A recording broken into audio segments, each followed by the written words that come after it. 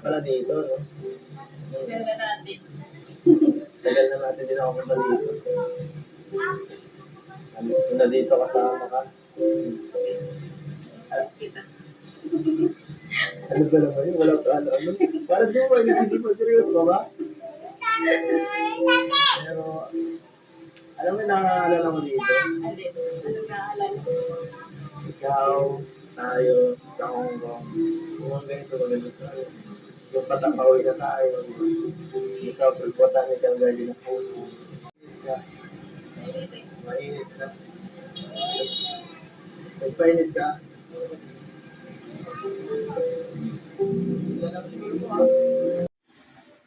So, ayan.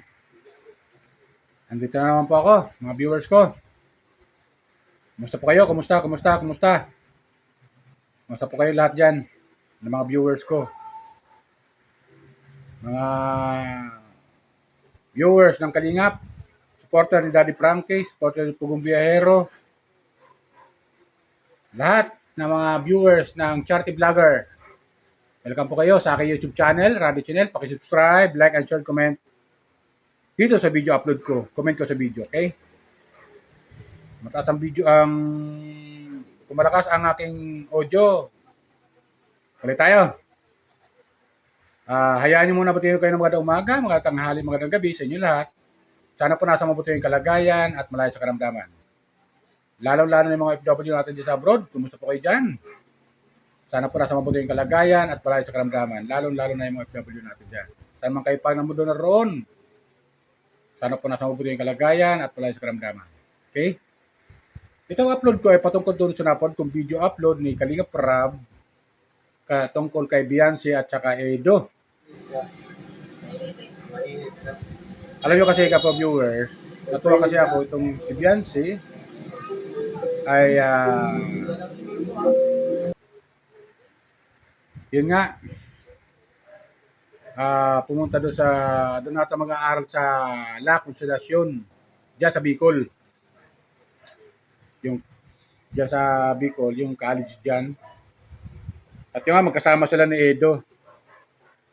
Alam nyo kapag viewers, natutuwa ako dahil nga magsisimula na ang pagpasok ni Beyonce sa kolehiyo. At sa tulong ng Kalingap, ay ito, scholar siya, mga viewers ko. Shoutout sa iyo, kayo bala, atid na. Kalingap Prab, Ate Jack, at sa lahat ng Kalingap viewers, lahat ng Kalingap reactors, ay kumusta po kayo dyan? Shoutout po sa inyo. So, tuloy tayo. Kasi nga, natutuwa ako nung mapanood yung video upload ni Kalingap Prab at ito si Beyonce ay talaga Nagpainit ka.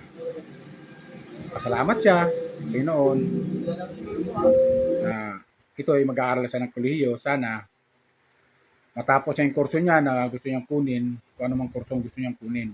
Kasi yung pagkakarinig ko dati, alam ko si Beyonce ay mag-aaral ng ang gusto niya kunin ay flight attendant. Pero ngayon, di natin alam kung anong kurso ang gusto niya. Diba? So sana, para sa akin, bilang isang tagahanga ng HC Love Team, ay sana pagpatuloy ni Beyonce at hanggang sa makapagtapos siya ng pag-aaral dahil huwag niyang sayangin yung pagkakataon na binigay sa kanya ni Kalinga Prab. At nandiyan naman si Edo handa namang sumuporta sa kanya at handa rin maghintay. Mga viewers ko. At sa suporta ni Kalinga Prab at ni Edo, ay sana matupad ni Beyonce ang kanyang pangarap para naman makatulong sa kanyang pamilya. Mainit na. Diba? Hanggang natin na matapos ni Beyonce yung kanyang kurso na gusto niyang kunin sa kolehiyo. Diba? Siguro, pa nakapagtapos si Beyonce ng pag-aaral, masasabi natin na masaya ang kalooban ni Kalinga Prab at lahat ng sponsor na sumusuporta kay Beyonce ay matutuwa. Isipin nyo, makapagpaaral ka ba naman ng isang Kalingap Angel na katulad ni Beyonce at makapagtapos sa pag-aaral. Sana lahat ng scholar ni Kalinga Prab na mga tinutulungan niya ay makapagtapos sa pag-aaral. Hangad natin yun. Kasi nga, bilang viewers ay para naman hindi masayang yung binibigay nila Kalinga Prab na pagkakataon na minsan lang dumating sa isang tao. Di ba yung pagkakataon na to?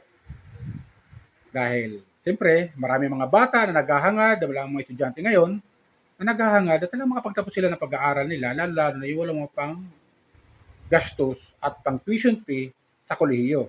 Kasi hindi basta-basta pag-aaral sa kolehiyo. Di ba? Shout out sa iyo, Biancy, ha? Sana matupad mo yung pangarap mo.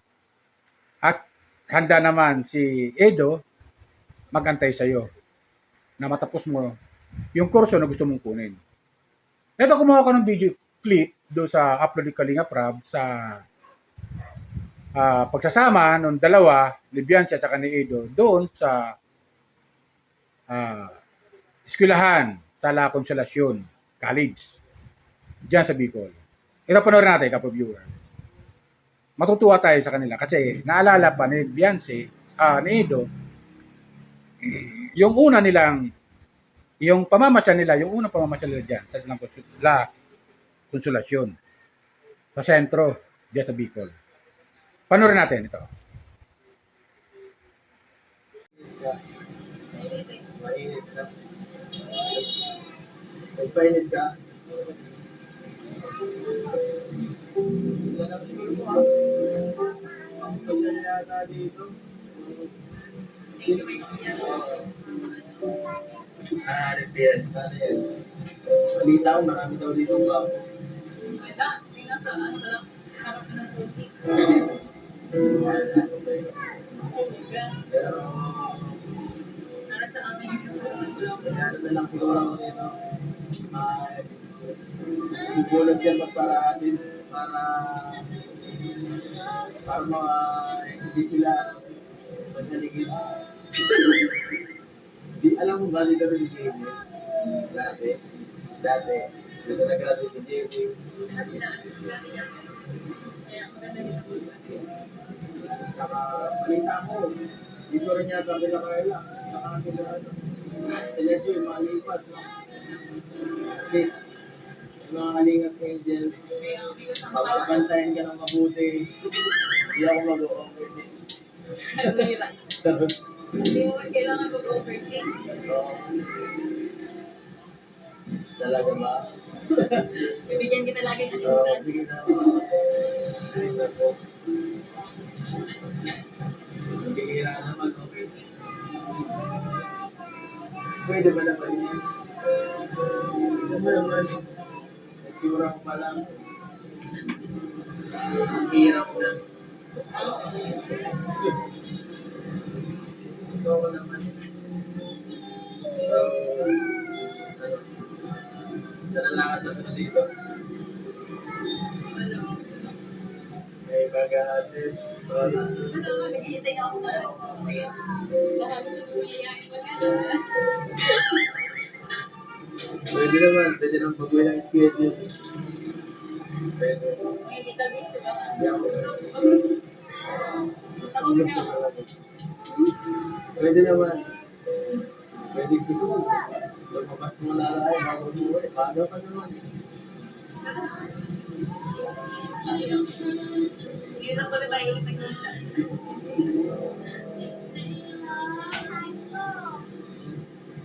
Oo nga. Kala ko nakalimutan mo na ako. Nakalimutan mo na ako. Nakalimutan mo na ako. Dinilit mo na ako. Uy! Dinilit mo na ako sa iyo. Hindi sila sa bahay. So, Saan pala yung kapatid ko sunod na birthday. Tapos, yung pala nagpaparamdam. Hindi, nagpaparamdam maga.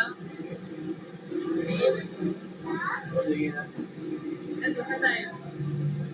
Ewan. Pero mabawi ako. Gusto mo. Mabawi ako. Umawi ka. Alis ka.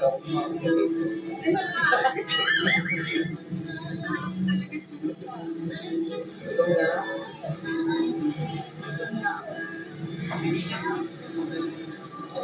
Ayan, tama yun dahil siya muna. Joke yan. Nakakain mo na tayo.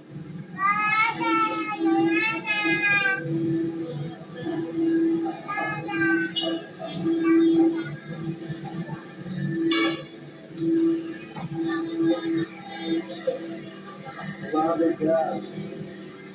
Yan, tama yan. Lumapit ka sa kamay ko. Bihira lang ako makahawak. Pero ako pinaka. Mabawi ka pa sa akin dahil na-miss kita. Hindi mo ako nireplyan. Sarap mo mo.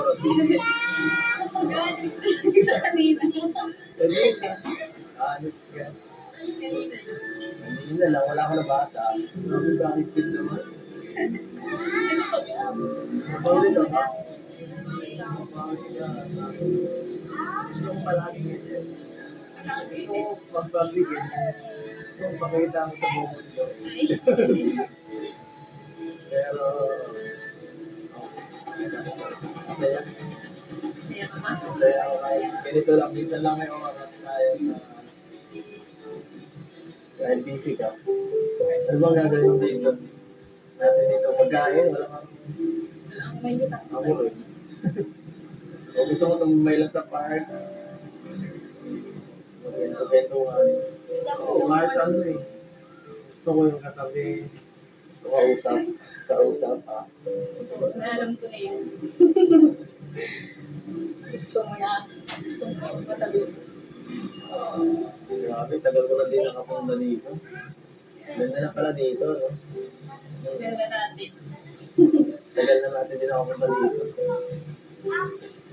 Alis ko na dito kasama ka. Sarap kita. Ano ba naman yun? Wala ka ano. Parang di mo ba nag-isip mo? Seryoso ka ba? Pero, alam mo yung nakakaalala ko dito? Alin? Anong naalala ko? Ikaw, tayo, sa Hong Kong.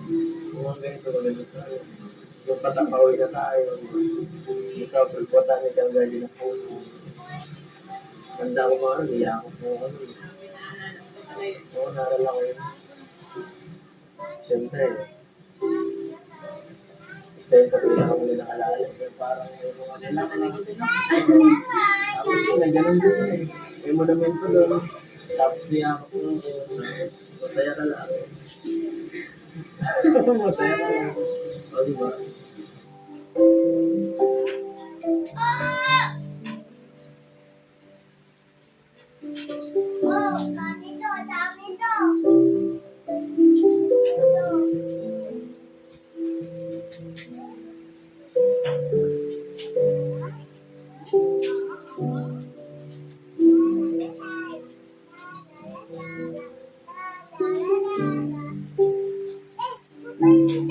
Sige. Alam ko pala yun. Siyempre, pwede mong di maalala. Talaga sa may ano no? Lumento. Gusto mo ulitin natin doon? Ha? Parehas namin. So, ayun, no? Di ba? Masaya. At talagang, masabi natin talagang, magkahawa kamay pa si Bianca at si Edo. Di ba? Yung sweetness ng dalawa, Mainit na. talagang nandoon. Nagpainit ka. At tingin ko naman talaga kay Bianca, at talagang proud siya na si Edo ay naging kapartner niya bilang love team sa kasalukuyan. At nakikita naman natin kay Bianca na desidido, mga viewers ko, desidido sa kanyang pag-aaral. Kasi, siyempre, magto-throwback sa kanyang mga nakaraan, kung anong hirap ng buhay, nung sila'y hindi pa na-discover ni Kalinga Prab. Hindi pa nai-scout ni Dr. Love at nai-refer nga ito kay Kalinga Prab. At yun nga, nag-click yung yung tandem nila ni Edo. At sa tulong ng mga sponsor, kung anong meron ngayon si Beyonce sa buhay niya at ang kanyang pamilya, ay malaking utang na loob ni Beyonce sa mga taong sumusuporta sa kanya. Especially kay Kuya Bal, Ate Edna, at Kuya Rab, Ate Jack, at sa lahat ng mga sponsor na sumusuporta sa kanya. Diba? Nagpainit At ka. masasabi natin na ito si Beyonce talagang ano to, talaga deserve niyang matulungan siya ni Kalinga Prab at ng mga sponsor. At sana hindi mabigo, mga kapo-viewers, yung inaasahan ng mga sponsor patungkol kay Beyonce. Di ba? Sana hindi mabigo. Ganun din tayo mga viewers. Sana hindi tayo mabigo na yung expectation natin bilang mga viewers na makapagtapos si Beyonce sa kanyang pag-aaral. At nanatila naman yung kailang samahan ni Edo na talagang sobrang supportive itong si Edo kay Beyonce. Ganoon din ang mga magulang ni Beyonce sa kanya. At kikita naman natin yung kasiyahan na nadarama ni Beyonce sa kasalukuyan. At kontento siya kung anong meron siya ngayon. Kaya hindi niya ito sasayangin yung mga pagkakataon na dumating sa buhay niya. Di ba? So, bilang viewers, tagahanga ng Itchy Love Team, ay hangad natin na makapagtapos to si Beyonce ng kanyang pag-aaral. Di ba? So, wait and see na lang tayo. 4 years or 5 years from now, ay makikita natin itong si Beyonce na sana mapagtagumpayan niya yung kurso na gusto niyang kunin sa kolehiyo. At makapagtapos sana siya ng pag-aaral. Hangad natin yon bilang mga viewers at tagahanga ng Itchy Love Team. Di ba? Sabi nga ni Edo, handa naman siya maghintay. Nagpainit At ka. sana, sabi natin, sana, sila na nga pagdating ng araw. Di ba? Kasi, support, bilang viewers, ay nakikita natin yung kailang sweetness sa isa't isa. Di ba? Magkahawak kamay pa. Naalala ko tuloy yung kanta ni Ying Constantino yung hawak kamay. Di ba? Sana sila yung itadhana ng pagkakataon. Di ba? Kaya, ang advice ko lang kay Beyonce, sana huwag niyang sayangin yung pagkakataon na dumating sa buhay niya sa ngayon. Okay? Yan lang sa akin, kapo-viewers. Talala ko lang po ulit sa mga viewers ni Kalinga Prab, viewers ni Pugong Biyahero, viewers ni Daddy Frankie na sumusuporta sa Kalingap, at kay Pugong Biyahero, ay sana, pag napanood nyo yung aking comment dito sa video, sana, kung di pa ka nakapag-subscribe, subscribe lang po kayo, like and share, comment dito sa aking upload video. At marami pa ako mga upload video na ipapakita sa inyo patungkol sa mga hinahangaan natin mga charity vlogger. Katulad ni Kalinga Prab, tulad ni Pugong Biyahero, tulad ni Daddy Frankie, at sa lahat ng mga charity vlogger na hinahanga natin, ay mapapanood nyo sa akin, comment dito sa video. Okay? Yun lang po. Bye. Ingat po tayo lagi. Pagpalain po tayo ng pumikapal. Bye.